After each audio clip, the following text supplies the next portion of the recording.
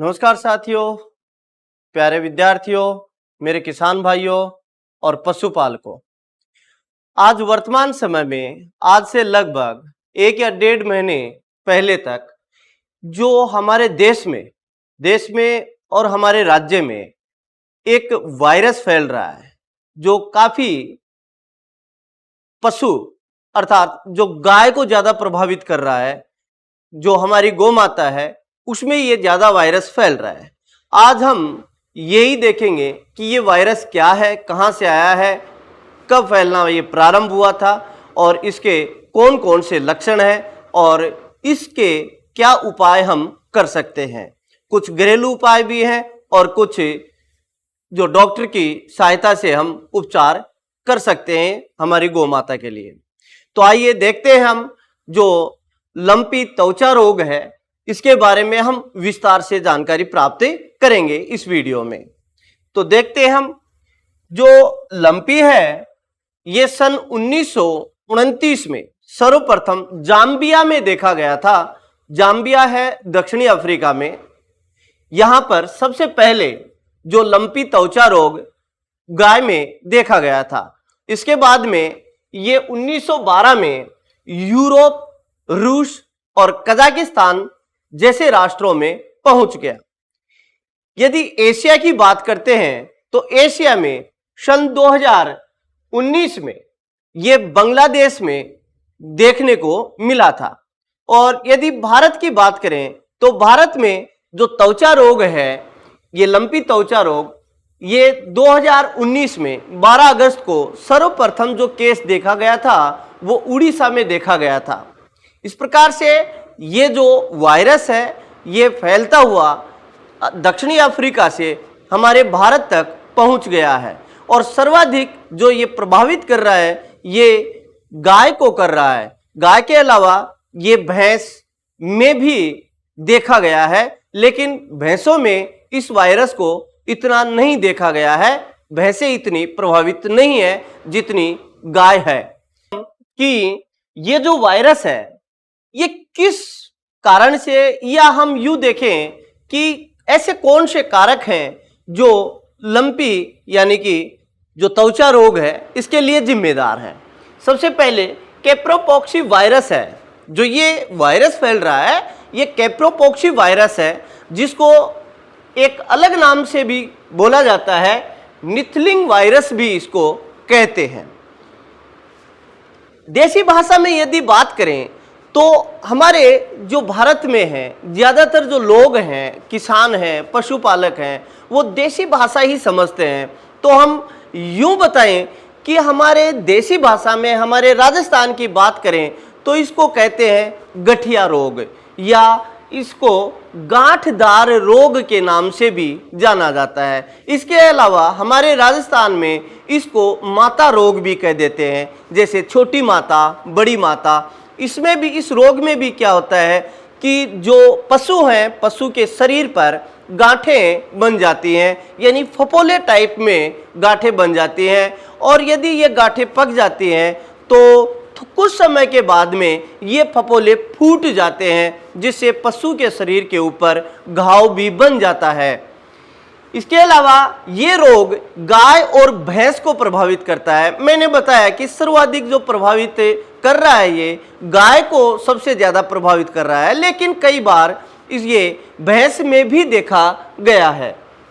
यह एक संक्रामक रोग है जो पॉक्स विरिडी वायरस से होता है। संक्रामक रोग का मतलब है एक पशु से दूसरे पशु में यह रोग फैलता है, या तो पशु संपर्क में आए या फिर पशु के ऊपर जो मक्खी है, मच्छर है, या पशुओं में पाए जाने वाले जो जूं हैं ये दूसरे पशु को काटते हैं तो ये वायरस फैलता है। इसीलिए ये एक संक्रामक वायरस है।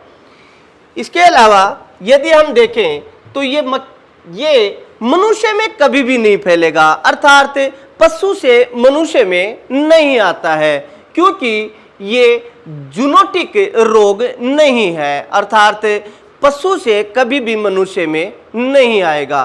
कुछ अफवाह फैला रहे हैं, कुछ वीडियो डाले जा रहे हैं हमारे देश में कि ये रोग मानव में भी आ रहा है। कई तस्वीर डाली जा रही हैं मनुष्य की, जिस शरीर के ऊपर, मनुष्य के ऊपर गांठ दिखाई दे रही हैं, लेकिन ये सब कुछ बकवास है, अफवाह है, झूठे वीडियो है। इससे ना डरें आप, क्योंकि ये मनुष्य में नहीं फैलता, पशुओं से।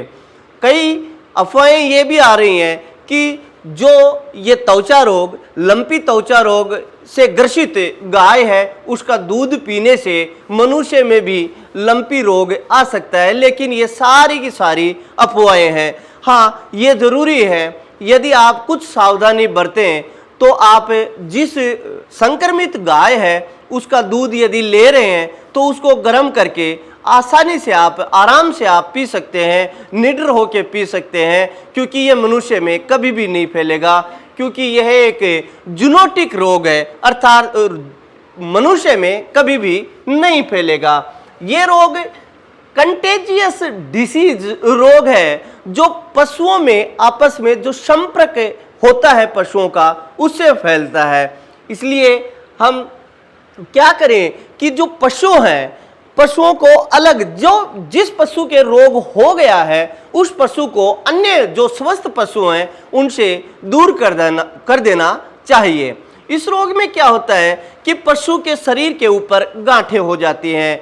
ये जरूरी नहीं है कि पशु के संपूर्ण शरीर के ऊपर गांठें हो सकता है उसकी गर्दन के ऊपर गांठ हो सकती है, उसकी नाक के ऊपर गांठ हो सकती है, ठीक फपोले टाइप हो सकती है। शुरुआत में देखा जाएगा कि ये छोटे छोटे, जिनको हम आड़ू भाषा में, यानी हमारे राजस्थान की जो राजस्थानी लोकल भाषा है, ग्रामीण भाषा है, यानी कि जैसे हम कहते हैं कि पशु के दाफड़ हो गए, यानी छोटे छोटे जो गांठें हैं वो बनना प्रारंभ होती हैं। कुछ समय के बाद में ये गांठें बड़ी हो जाती हैं। तो हो सकता है ये पशु के संपूर्ण शरीर पे हो, या हो सकता है पैरों में हो, या फिर हो सकता है गले में या मुंह के अंदर भी हो सकती हैं, जिससे पशु झाग ज्यादा छोड़ने लग जाता है और पशु के मुंह से जो लार है वो लगातार टपकती रहती है। अर्थात इसके जो लक्षण हैं वो लक्षण यही है कि प्रारंभ में छोटी छोटी गांठें, प्रारंभ में गांठों से पहले पशु के बुखार आएगा, हो सकता है वो तेज बुखार हो, बुखार के बाद में ये गांठें बनना प्रारंभ होती हैं। देखिए, जो ये लंपी है ये पशु के ऊपर, अभी मैं आपको एक चित्र की सहायता से बता रहा हूं, जो हमारी गौ माता का एक चित्र है। इसमें देखिए, जो ये छोटी छोटी गांठें आपको दिखाई दे रही हैं, ये लंपी के ही है, लंपी जो त्वचा रोग है उसी के ये निशान है।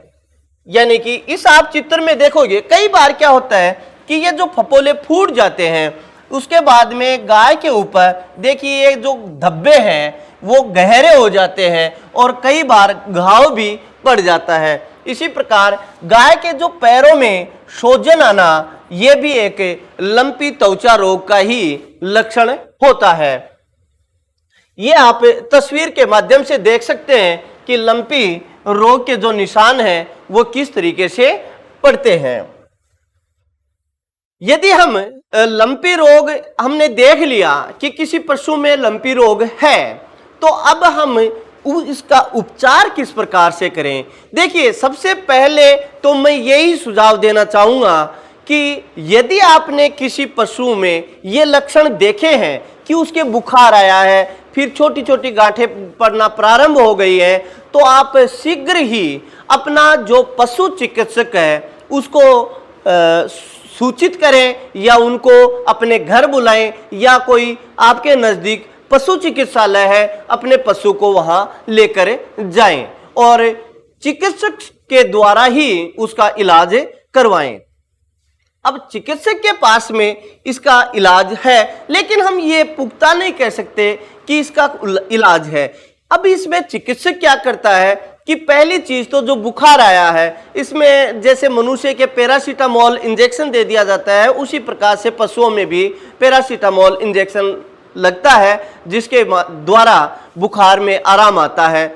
लेकिन उसके बाद में जब ये गांठें बनना प्रारंभ हो जाती हैं, ये गांठें क्यों बनती हैं, इसका कारण है एक, जो पशु है, पशु में जो अपनी रोग प्रतिरोधक क्षमता है वो कम हो जाती है।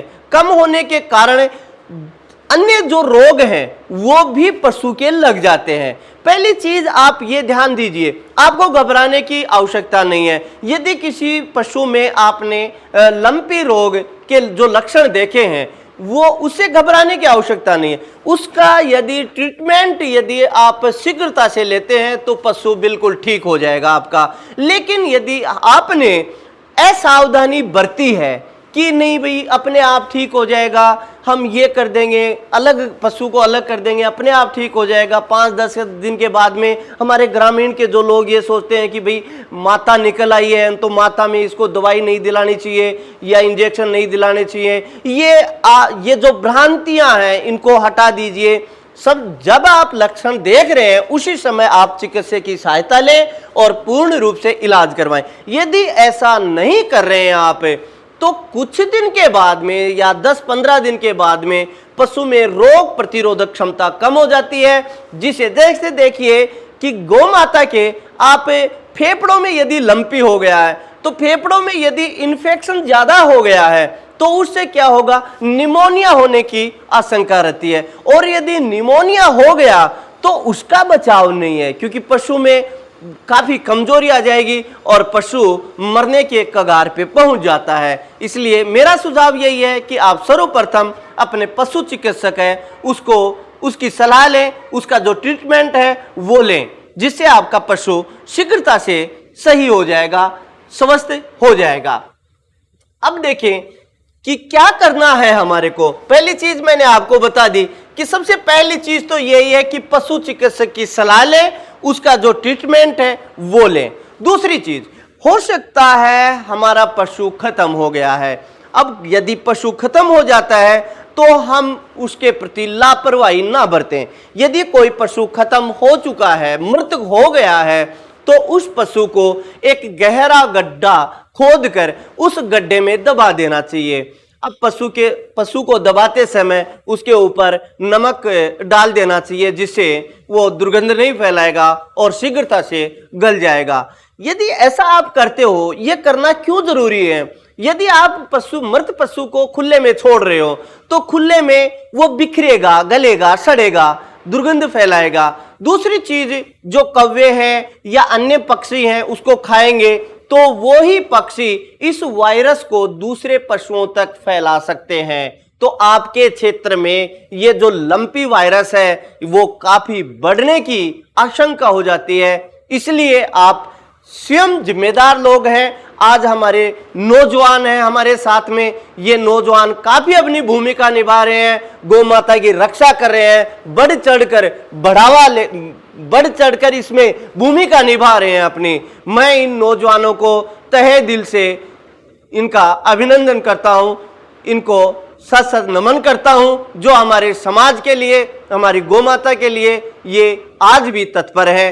अपनी आर्थिक सहायता से, अपने प्रयासों से ये इनकी सहायता कर रहे हैं। तो इन पशुओं को क्या कर देना चाहिए, गाड़ देना चाहिए, जिससे वायरस बहुत ही कम फैलेगा और पशु सड़ गल कर मृदा में ही मिल जाएगा। यदि आप देखिए, ये तो बात कर दी हमने पशु चिकित्सक और अपनी सावधानियों की। यदि हम देखें, आज हमारे राजस्थान में कई ऐसे पशुपालक हैं जो अपने पशुओं को देसी इलाज से भी ठीक कर लेते हैं। और ऐसा होता है क्योंकि हमारे पूर्वज हैं, पहले देसी इलाजों से ही पशुओं का इलाज कर लेते थे। अब कई क्षेत्र हमारे राजस्थान में ऐसे भी हैं जिनके पास में पशु चिकित्सालय नहीं है, जिनके पास में डॉक्टर आसपास नहीं रहते हैं। तो वो क्या करें? तो वो कुछ सुझाव दिए गए हैं पशुपालकों के द्वारा ही। ये पशुपालक ये बताते हैं कि हमारे को 25 ग्राम हल्दी लेनी है, 50 ग्राम काली मिर्च लेनी है, 100 ग्राम गुड़ लेना है और 100 ग्राम घी लेना है। इनको आपस में मिक्स करना है, मिक्स करके इनके छोटे छोटे लड्डू बनाने हैं। और वो यदि आप पशु को देते हो तो उससे काफी फायदा होगा। हल्दी क्या काम करेगी? जो पशु के शरीर में घाव पड़ गए हैं उन घावों को जल्दी ठीक करने का काम करती है। इसलिए ये एक देसी नुस्खा है, आपका पशु जल्दी ठीक होगा। हाँ, यदि मैं ये बोल रहा हूं कि मैं ये नहीं बोल रहा कि पशु 100% सही हो जाएगा। लेकिन मैं ये भी बोल रहा हूं कि ये देसी नुस्खा है, ये ना तो आपके पशु को कोई नुकसान तो पहुंचाने की कोई उम्मीद ही नहीं है, मतलब नुकसान तो पहुंचाएगा ही नहीं, लेकिन कुछ ना कुछ आपके पशु को फायदा करेगा। जैसे हल्दी है, काली मिर्च है, गुड़ है, घी है, ये क्या करते हैं, पशु के अंदर एंटीबायोटिक बढ़ा देते हैं, रोग प्रतिरोधक क्षमता को बढ़ाते हैं, जिससे आपका पशु दूसरे रोगों से ग्रसित नहीं होगा और आपका पशु शीघ्रता के साथ में स्वस्थ हो जाएगा। इसके अलावा एक देसी नुस्खा और है, जैसे सूखे आंवला है, गिलोय की पत्तियां हैं, ये भी पशु को खिलाएं, जिससे काफी आराम आएगा पशु को।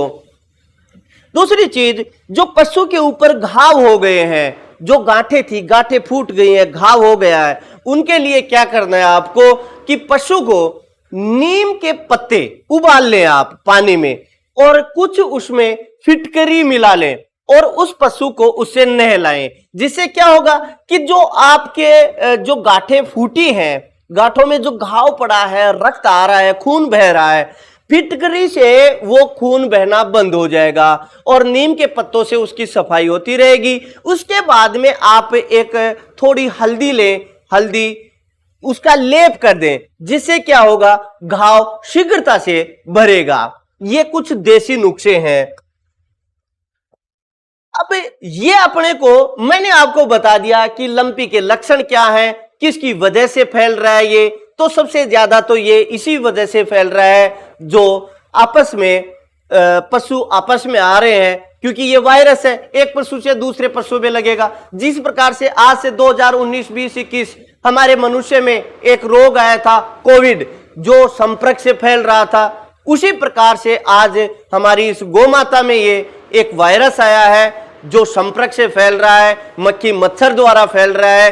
तो मैं उम्मीद करता हूं सभी किसान भाइयों से, सभी पशुपालकों से और मेरे प्यारे साथियों और जो विद्यार्थी हैं, आज के नौजवान हैं, नवयुवक हैं, मैं उनसे ये उम्मीद करता हूं कि वो बढ़ चढ़कर अपनी इस गोमाता की रक्षा करें, सभी लोगों को जागृत करें और सभी लोगों को समझाएं ये कोई ऐसी घातक बीमारी नहीं है। यदि हमने शुरू में ही इसका इलाज कर दिया तो ये घातक नहीं है, हमारा पशु बिल्कुल ठीक हो सकता है।